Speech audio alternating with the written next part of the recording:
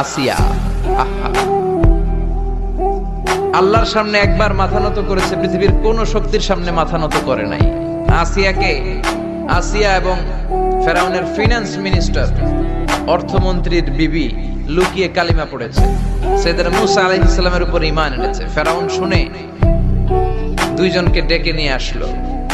অর্থমন্ত্রীর বউয়ের সাথে দুধের বাচ্চা, বলল দুইজন নাকি ঈমান এনেছো লুকিয়ে লুকিয়ে, এক আল্লাহরে ছাড়ো, আমি ফেরাউনরে সেজদা দাও।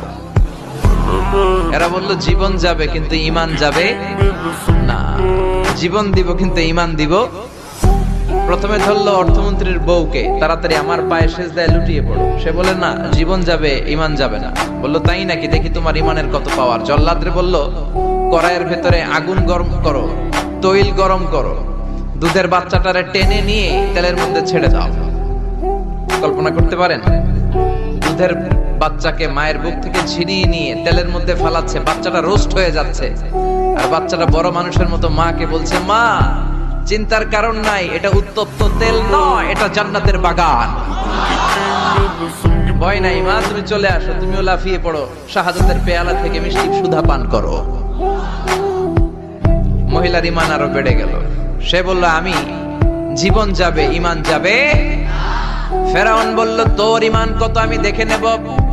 এই মহিলাটাকেও উত্তপ্ত তেলের মধ্যে ছেড়ে দেয়। বাকি রইল ফেরাউনের বউ আসিয়া।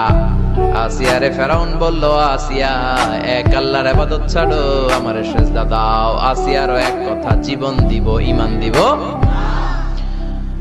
ফেরাউন বলে, আসিয়া তোরে উলঙ্গ করব, বউ হয়েছিস, আই ডোন্ট কেয়ার। হাজার হাজার মানুষের সামনে নিজের বউকে উলঙ্গ করলো। তক্তার মধ্যে উলঙ্গ বউকে শুইয়ে হাতের মধ্যে পেরেক ঢুকালো, পায়ের মধ্যে পেরেক ঢুকালো। এক একটা পেরেক ঢুকায় তক্তার মধ্যে ছিদ্র হয়ে ঢুকে আর ফিনকি দিয়ে রক্ত বেরোয়। আসিয়া চিৎকার মারে। ফেরাউন বলে তাড়াতাড়ি আসিয়ারে তেলের মধ্যে ফেল। আল্লাহ বললেন জিব্রাইল যা, জান্নাতটা তুলে নিয়ে আসিয়ার চোখের সামনে ধর। আমার আসিয়া জান্নাত দেখে দেখে যেন আমার কাছে আসে।